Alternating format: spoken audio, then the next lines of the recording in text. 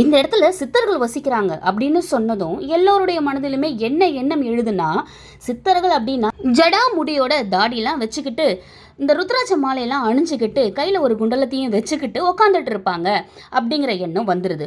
உண்மையில் அது இல்லைங்க. சித்தர்கள் எப்பையும் அவங்க எப்படி இருக்காங்களோ அதே மாதிரி காட்சி நமக்கு தர மாட்டாங்க. எப்படி காட்சி தருவாங்க தெரியுமா? மயில் மாதிரியோ அல்லது காகம் மாதிரியோ அணில் மாதிரியோ முயல் மாதிரியோ இந்த மாதிரி சின்ன சின்ன விலங்குகள் மாதிரி நமக்கு காட்சி தருவாங்க. விலங்குகள் பறவைகள் சின்ன சின்ன விலங்குகள் பறவைகள் மாதிரி நமக்கு காட்சி தருவாங்க.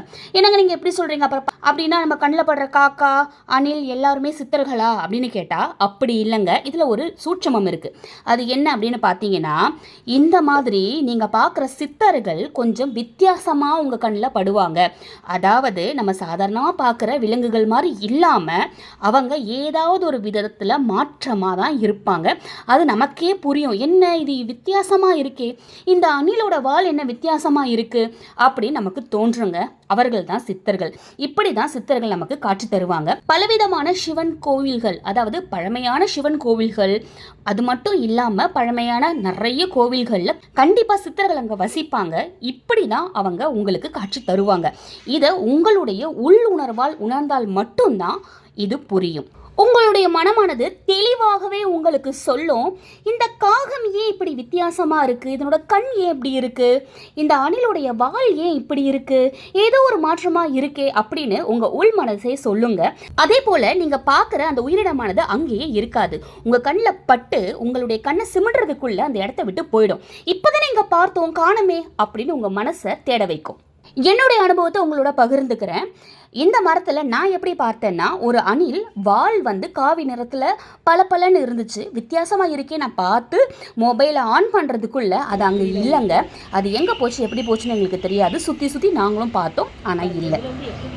அதே போல் ஒரு முறை ஓணனை பார்த்தேன். அந்த ஓனாவும் ஓனா மாதிரியே இல்லை, வித்தியாசமாக இருந்துச்சு. அதுவும் என் கண்ணில் பட்டு கண் சிமிடுறதுக்குள்ளே மறைஞ்சிருச்சு.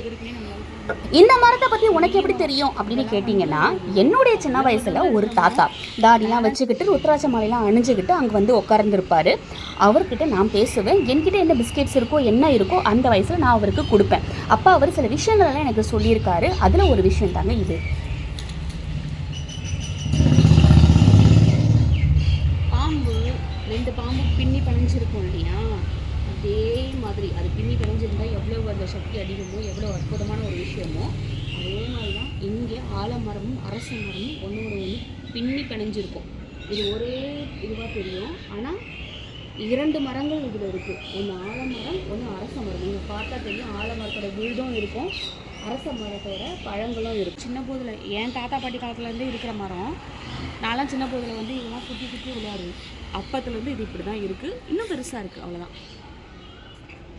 இந்த விழுதுகள் இருக்கு இல்லையா, இதில் ஒரு சூட்சமம் இருக்குது. அது என்னங்கிறத உங்களுக்கு அடுத்த பதிவில் நான் சொல்கிறேன்.